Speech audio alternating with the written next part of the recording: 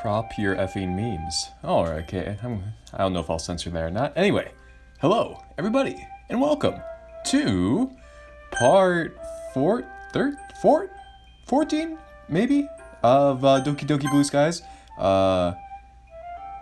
14. Yes, it is 14, because 6 plus 1, it was 12 plus 1 is 13, plus 1 is 14. Anyway, let's just get right into things. Last time, what happened? You might be asking yourself. Our domicile was almost burnt to the ground by two ladies, namely Yuri and Sayori, and we had pizza and dumplings, and our mom called, and she asked about Yuri and if we love her, and we were like, I don't know. So yeah, that is pretty much all that happened. Anyway, let's get right into things. Also, it's Halloween. Halloween is coming up.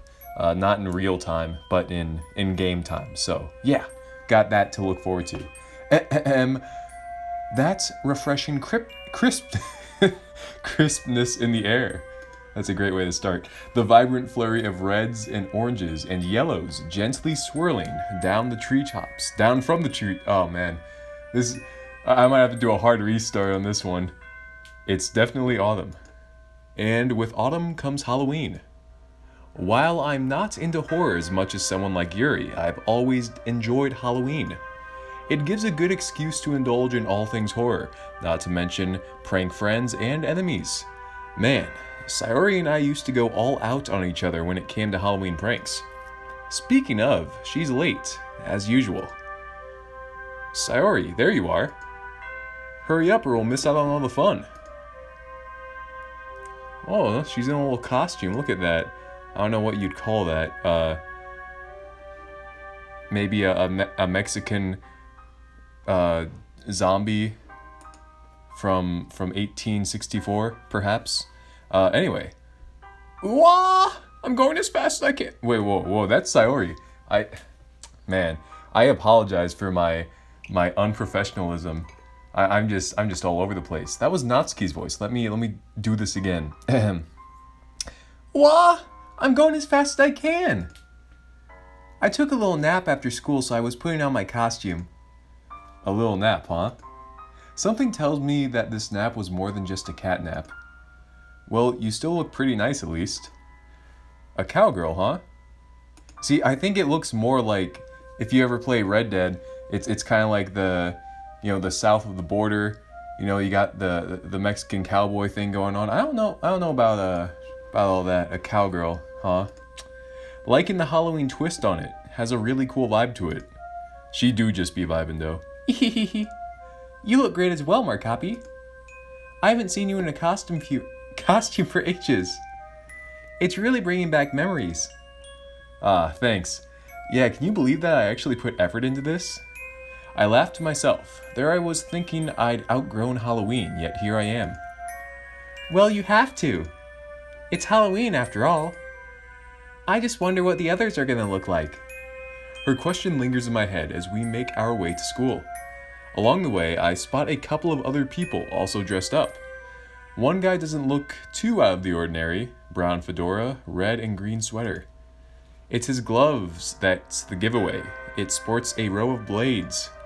Upon closer inspection, his face looks charred and burnt, impressive makeup to say the least. I must be Wolverine, of course.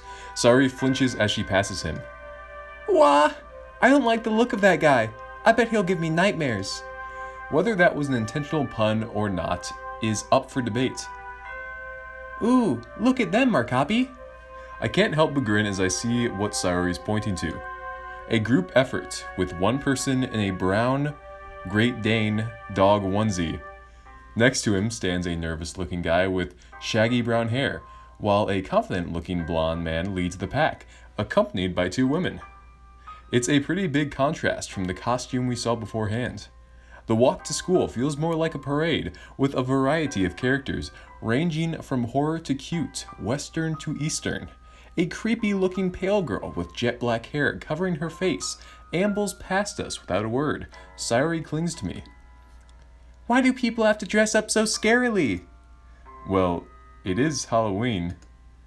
I know. It's just that some of these costumes and the makeup are so convincing. I squeeze her hand gently. Sorry, they're just people having fun. Look, I'll say hello to the next one. You'll see they're just celebrating Halloween. There's nothing to be afraid of. She doesn't look very convinced, but nods anyway. The next person to walk by us doesn't look too scary. Kinda looks like a janitor, with dark overalls and an expressionless white mask. Sure, the mask is a bit unsettling, but at least he... Okay, never mind, he's got a huge knife. Hey, nice costume. The masked man doesn't reply, although he does stop walking. Now he's just standing there, wordlessly, looking at us both. I must be Mike Myers, the guy who plays Shrek. I don't think this is doing Sayori any favors. You, on your way to a party? No response. He tilts his head as his fingers fiddle with the hilt of the knife. Well, I think we might get the bad ending here, because I heard there were bad endings. I guess Sayori and I just get murdered, and we don't end up getting with any of the girls. That's unfortunate. Let's read on and see what happens. Sayori tugs on my sleeves as the man carries on walking. Oh, we're safe. Maybe he was a mime. Sure, let's go with that. The school grounds look completely different at night. With the lights out and the usual noises absent, the whole building has a totally different vibe.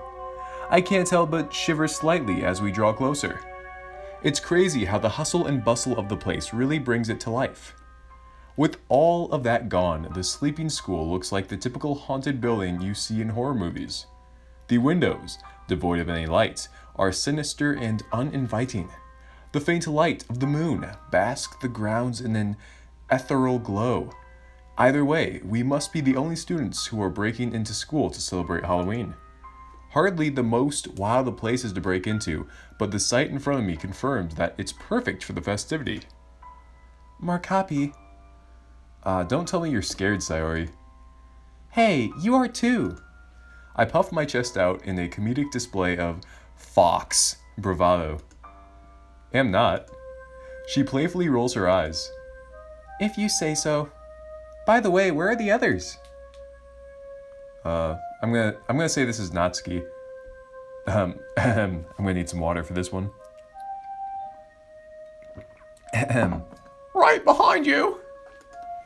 I can't help but let out a yelp of surprise as the unexpected voice causes me to jump out of my skin. Meanwhile, Sayori is in a furious fit of giggles, shaking with laughter. Hey, what's so funny? Don't tell me you weren't scared either. I saw her coming. Oh, it was Monica. Oh, she's a little witch. A little witch action. That's kind of cute. Maybe she's a mage. Maybe a warlock? Yeah, probably a warlock, now that I think about it. Man, Monica's so pretty, man.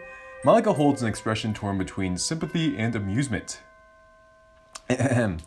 Sorry, Markapi, but it was too good an opportunity to pass up. You should have seen your reaction, ha ha ha.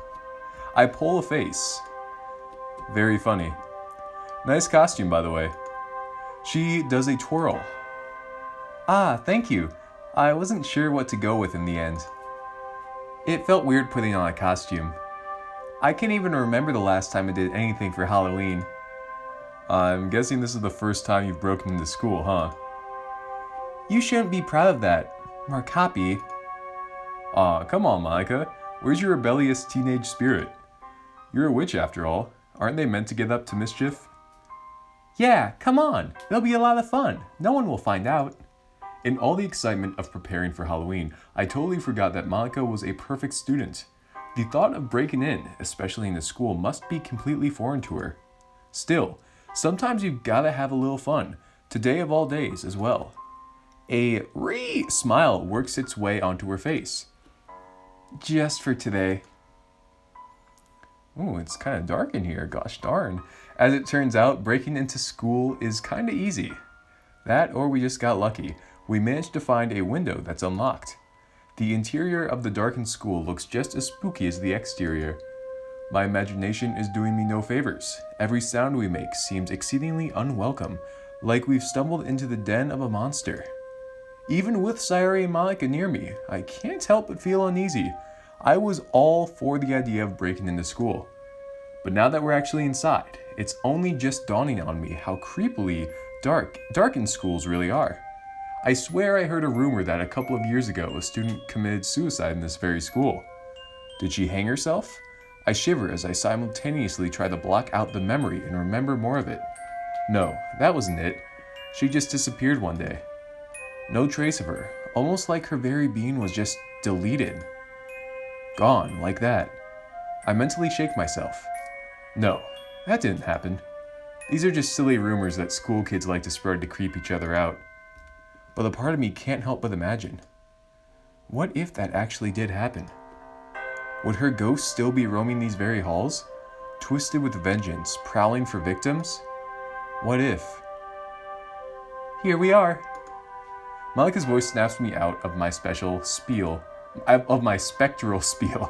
We're outside the club room. I can spot Yuri and Natsuki inside, poring over a pumpkin carving. What if this just takes like a horror twist? Just like it's just like a slasher. We all just get murdered in the school. That'd be the twist of the century. That's why it's called Doki Doki Blue Skies, because we all go to heaven. That plot twist. Okay. It's a shame we're doing it in this room. Huh? Why? Well, it's Halloween, right? The classroom opposite to us is where that one student hung herself. Oh man. I freeze as Malika winks at me, opening the door. Hey guys! You two look great. Oh, Yuri with the... I don't know what you call that. Little, almost looks vampiric in nature. Maybe like just like an old-timey... I don't know what you would call that. This music bumps, by the way. Yuri blushes. It looks like she's gone for some sort of gothic vampire outfit, which, given her taste in horror and poetry, is a really good fit. Hoo-hoo. Thank you, Monica. It is quite enjoyable to express my love for horror in this way. Poems are of course gratifying to write, but this makes a nice change. Sayori wanders over, trying to figure out what Yuri is meant to be. Are you, a vampire? Yes, a gothic one, in the vein of Anne Rice's vampires. It's not too dark, is it? Haha, relax, Yuri. It's Halloween. It's pretty much a day dedicated to horror. It's fitting. Hehe, I really like yours as well, Natsuki. Pretty spooky. Alright, she's a Jack the Ripper skeleton. She got some ribs going on. Alright, some glove action. Probably the least effort out of all these, but that's Natsuki for you. This is a nice little picture. This will probably be the thumbnail. If it's not, I messed up and I should be publicly executed. Anyway. Ooh, that should be your name for today. Sayori, where the heck are you? Natspooki. That's your new name. God, it's super fitting. Natsuki looks at Monica and Yuri in a desperate plea. After getting no response, she sighs deeply and starts up again. Sayori. Yeah? That is literally the stupidest thing I've heard all day. Everyone but Sayori breaks out into laughter. Hey, that's super mean. Sorry, but it's the truth. But it's cute. Cute? I'm a skeleton. How in the world is that cute? It's Halloween. This day is supposed to be, like, the opposite of cute. Well, I won't lie. That's a pretty fitting name. Natspooki. She grins. Sorry. Oh, come on. Yuri could have come up with a better nickname. Yuri? Ooh, you're putting me on the spot here, Natsuki. To her credit, at least she didn't call her Natspooki. Markapi? Wait. Markapi? Sorry, I really can't deny Sayori her moment of glory. Fine, but only if I get to give her a dumb nickname too. Wait, sorry, what exactly are you? A cowgirl, right? Sayori tips her hat down and adopts a southern cowboy drawl. It's high noon. Well, not a very good one. There's a silence for a moment. If you listen closely, you can almost hear the tumbleweed going by. Fitting, for a cowboy at least. Sayori. It's midnight. It's high noon then. High moon. High moon. God, I hate this. This writing is impeccable. I'll give him that. You've been watching too many spaghetti westerns, Sayori. What is a spaghetti western? Is that like an Italian western or what? Spaghetti. Who touched my spaghetti? Spaghetti? Now I'm just hungry. Hoo. This is part of the reason why I like Halloween. It really brings everyone together, even if the premise of the festivity is a bit dark. I figured you'd like Halloween the most, Yuri. It's pretty much a day dedicated to horror. Although, it's pretty great seeing a skeleton, a cowboy, a vampire, and a witch all in the same room. Not exactly every day you get to see that. I just remember all the silly things we get up to. All the pranks, the scary movies. Yeah, it's pretty silly, but that's what makes it fun. Plus, I can't wait to scare you all with my ghost story. It's gonna be the best. Natspooki. Please don't make it too scary. We already passed a bunch of people in terrifying outfits on the way here. This horrible guy with a glove made of knives. Yuri smiles softly, no surprise she recognizes the character. You won't sleep well tonight, will you, Sayori? Sorry, Sayori. Can't make any promises. We all share a collective laugh as Sayori pouts. Speaking of festivities, I brought something that I believed would contribute to the intoxicating nature of the mysticism of Halloween. It's rather decadent, but since it's a special occasion, Yuri slides a slender black wine bottle out of her bag. Its glass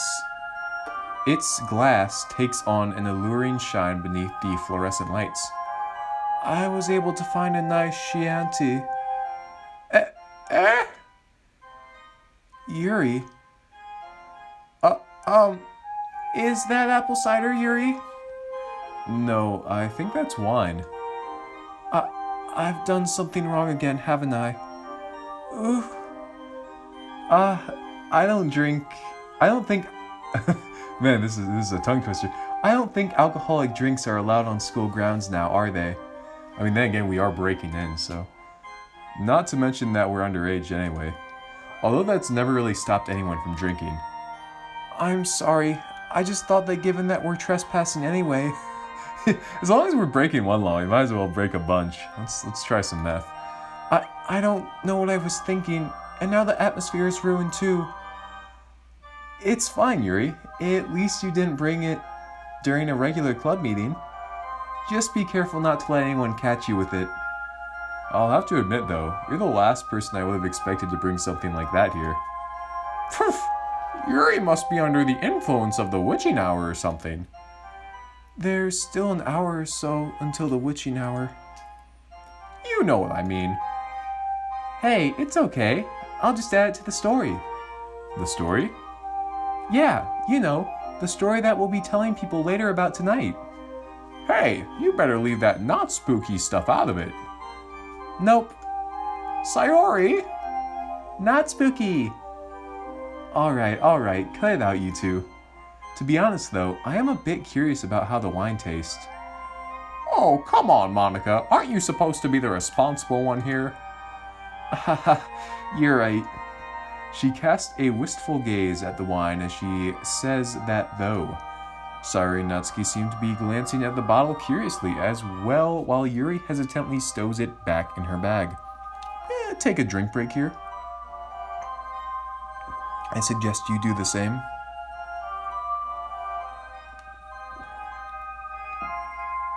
How refreshing. I'm just ready to go, man. Let's do this thing. Okay, everyone. Let's move along to the main event, shall we? Who wants to share their poem first? Okay, let's get a little Yuri action going. Oh, wow. No, just straight to the poem, nothing else. Ethereal.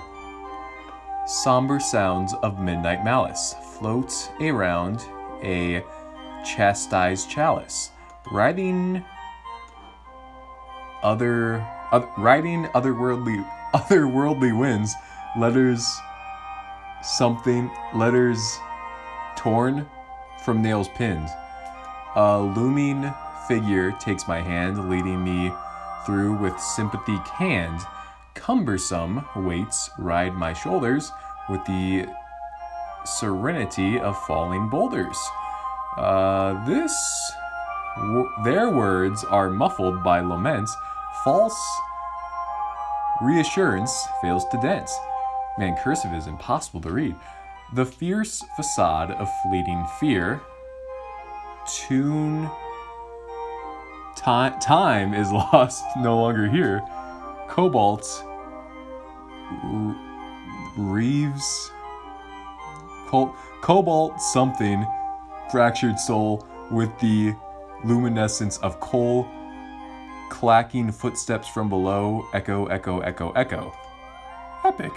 For a moment, the room is silent. Oh no. I went too far, didn't I? Maybe I was just too caught up reading the poem, but I didn't get anything from that.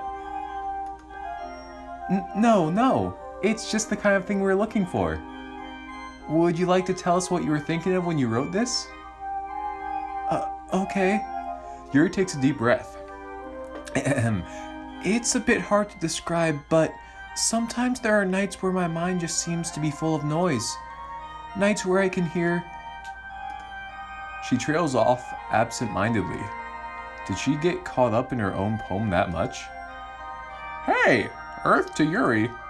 I'm sorry. I didn't mean to get sidetracked. It's okay, Yuri. Don't feel like you have to rush. Yeah, take your time. Right. Well, as I was saying, I wanted to try and capture the feelings one might have on a bit of a dark night. Well, that kind of freaked me out. Sorry, we switched places with Natsuki, and I was like, oh my god, is that a jump scare? Wait, aren't all nights dark? It's a metaphor, Sayori. I think Yuri's trying to talk about when people are going through a difficult time. That's right, Markapi. The dead of night can be very fickle. It can be a peaceful time as the world around us winds down. But sometimes being alone with our thoughts can be terrifying. This poem was an attempt to reclaim some of that darkness. Well, I think you did a great job with that, Yuri. Yeah, I really liked it. You did? Thank you. Alright, let's do some Monica action. Oh, I thought this was it. I thought this was the poem, but then I scrolled down. Okay, what is that? Is that Revere? It's I don't know if that's supposed to be an E? Like if it's revive, but I don't know what... Okay, whatever. I wake up, cold, black night, silent and still. I fall to my knees, splinters in my hands, dust in the air. Cold, where am I? I reach for the light I need. Is it there? The switch is pressed. I feel the warmth of my face and my hands and my arms and I wake up. Oh wow, I fucked that. It's dark all over. Cold, silent and numb, I reach my hand out. I have no eyes to see, but I can feel it. I press the switch. The warmth fills me. Till the dark comes, I die again. I wake up. Noise in my ears. Voices. Cold. I reach out and feel nothing. Where is it? Wasn't it real? Wasn't it here? Everyone reaches, but nobody can touch it.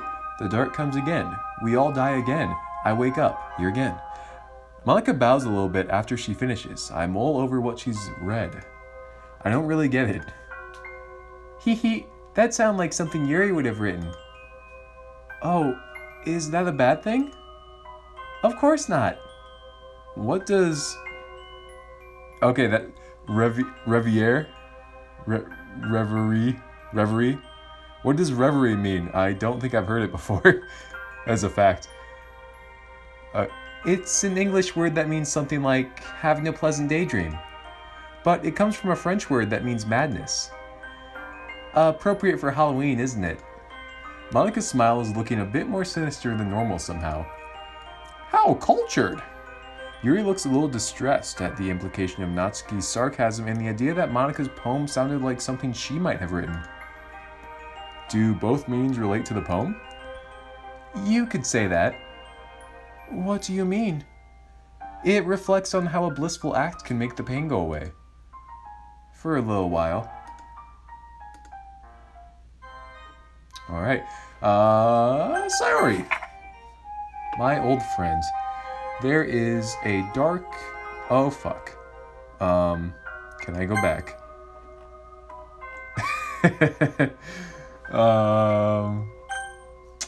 Huh. I'm gonna load back up and hopefully... I'll save here. Man, that was a fuck up on my part. Let's go ahead, load here just in case. And Skippy. Oh yeah. So I definitely fucked that one up. I was trying to scroll down the poem, but then it was like, hey, no, none of that here. So this is a lot of dialogue just waiting on this. How's everyone's day going so far? Since we have some time to talk. Okay, never mind. I don't care because we can do this again. Boom. We'll do a little Skippy action. Now how's your day going? No, seriously, I want to hear. Go ahead. Oh, sorry. Gotta get back to the beginning. All right, Malika's poem. All right, seriously, just let me know how things are going. Like, is anything... Oh, sorry. Gotta get back to Sayori here. Okay. We won't fuck it up this time. My old friend.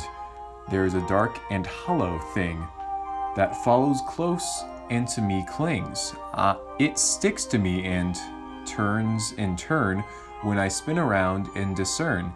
In the dark, in the deep, the faintest shape that it keeps. It goes away when sunlight shines, the sunshine sweet and warm and kind. But does it really? Is it gone? Or does it secretly keep on? Is it really hiding there? Staring from beneath the chair, glaring from atop the stairs, nowhere but yet everywhere. In the corner, in the gap, I stare in and it looks back. Weighing, weighing, weighing down, draining, draining, draining out. That was very interesting, Sayori. I always enjoy seeing a poet step out of their comfort zone a little bit, especially when it comes to writing horror. What do you mean? You typically don't write darker poems, correct? Unless I've misinterpreted. No, you're right, Yuri. This was a real change of pace and it was fun. Haha, well, I'm glad my suggestion has gone down well then. I figured it would be fitting for the occasion. Haha, don't give her too much praise. She'll start thinking that she's the next Stephen King. Or Stefan King, I should say. Hey! I'd be a great horror writer. Actually, no wait, I wouldn't. I'm not a big on actually scary stuff. Makes sense. What's this poem about anyway? Ooh! Well, it's about whatever you think it's about. Are you trying to sound like Yuri? No, silly. I didn't write it with a specific thing in mind. It can be about whatever you fear the most. Hiding away, always there, never leaving. Even when you think it's all sunshine and rainbows, it never truly goes away. So, it can be whatever you think it is. A terrible secret, a scary monster, a childhood fear of the dark. It could be made up, or it could be real. It doesn't just scare you. Maybe whatever it is drains you as well, bit by bit. And what makes it scary is knowing it's always there. Holy crap. It's safe to say that no one expected that from her. The temporary silence in the room confirms that. Natsuki frowns, evidently nonplussed.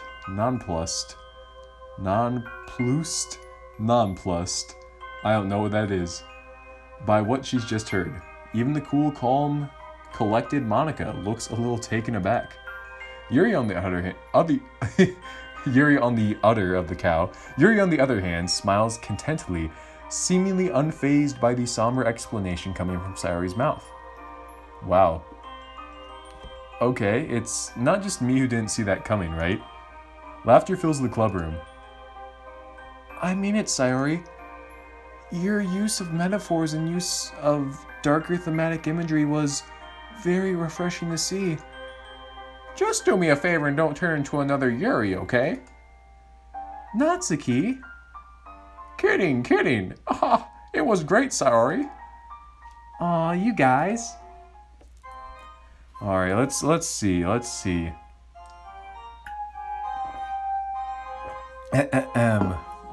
Last and certainly least, we have Natsuki's poem. Alright, The Dark. Sometimes I lie awake at night, sitting in a room devoid of light, and think about the monsters waiting in the dark. I can't even imagine what they look like. Maybe sharp claws and skin lined with spikes. Maybe a mouth that could swallow me whole. Maybe red eyes that could pierce my soul. They could eat me right now if they wanted, yet they wait, waiting for me to close my eyes, waiting for me to dream of the light, waiting for the perfect moment to strike. But now I'm thinking about the monsters, and I'm still lying awake, in the dark. Yeah, I know, it's not great. Actually, I quite like it, Natsuki.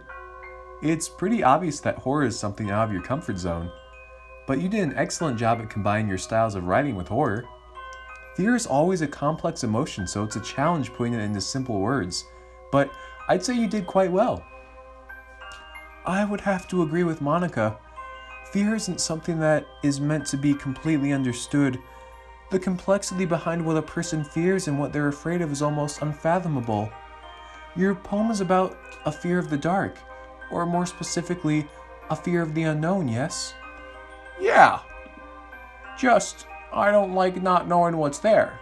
I don't like not feeling safe. My poem is all about how your imagination plays tricks on you when you're in the dark.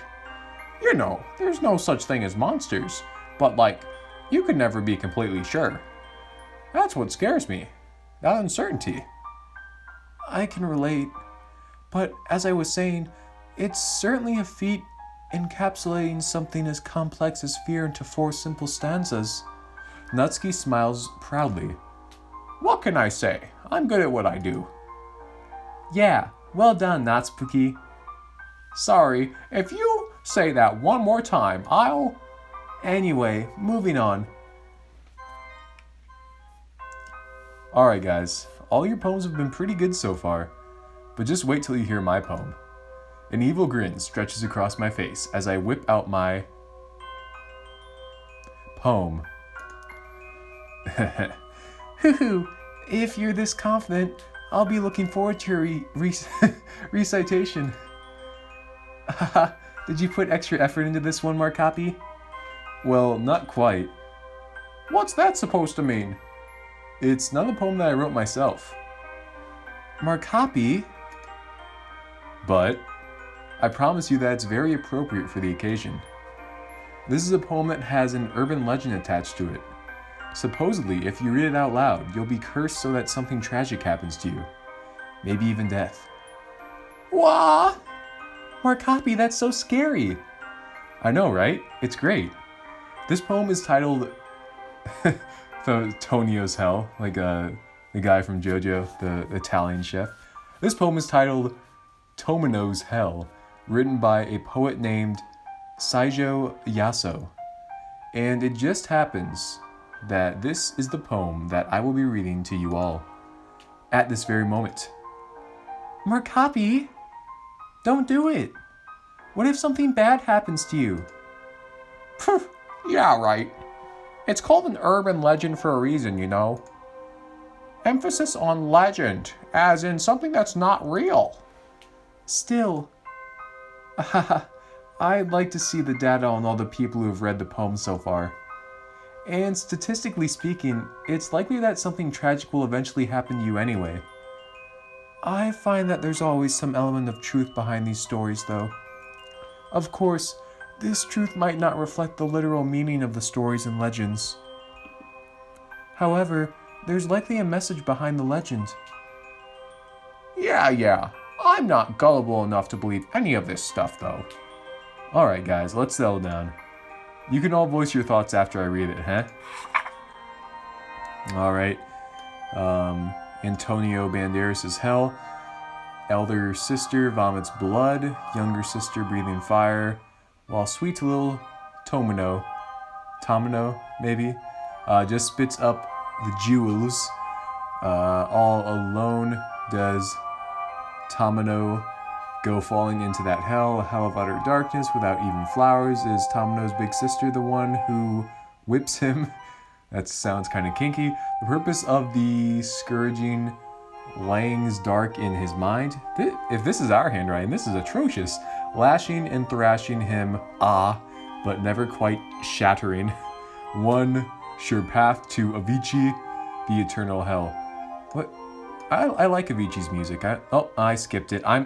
Fuck. You know, I'm not going back for it. It wasn't really alluring to me. Not sure if it's just me overthinking it, but I feel a strange chill running down my spine after reading that. Markapi! That was seriously too scary. It was alright. I should probably downplay it, at least for Sayori's sake. I'd have to agree with Sayori. It had a very creepy, old-fashioned feel to it. After hearing that, I wouldn't doubt that something bad looms in your future. Monica? Personally, I found the poem quite beautiful. Of course, it's certainly eerie, but there are a lot of symbols and metaphors that I could pick out just from hearing that one reading. I think that I'll have to look into this poem more in my free time. Psh, you guys think that was scary? It was pretty meh in my opinion. The poet was clearly trying too hard to be edgy and smart. If I may respectfully disagree, the tone and word choice of the poem matches its content. It's not written that way simply to be edgy. After all, if I understood it correctly, Tamino's was banished to hell for murdering his own parents. I guess we didn't get that far. How'd you get that out of the poem? Well, it mentioned that Tamino is on the way to Avicii, the lowest of hells in Buddhism. And killing one's parents is one way that you get sent there. Oh, well, whatever. I still don't like it. Well, you guys can agree to disagree. But whether you like the poem or not, you have to agree that it and the legend attached to it are pretty interesting, right? I mean, I guess. Markapi, I'm gonna have to keep a good eye on you from now on, just in case the legend comes true. Sayori, there's probably a bigger chance that something bad will happen to you first, given how clumsy you are. Hey! We all share a laugh, with Sayori joining in after a moment of pouting. Guys, this has been so enjoyable. It's fun to scare your friends with silly pranks, and dressing up is also a lot of fun. Although, I don't really like horror that much. It's just too scary to think what could be out there. Wah! Stop being a chicken, Sayori. Hey, you're the one who got scared by Monica earlier. The girls all laugh at my expense as I let out a groan. She's never gonna let me live that one down. Touché. Anyway, it's ghost story time, right? I think we're gonna end that there. This is a long Halloween special. You're getting a 2-part Halloween special. Alright, that's the end. Go ahead and do me 4 favors. A like, a comment, and a subscription on this video. That would be awesome. And as always, help me find a girlfriend, and bye-bye.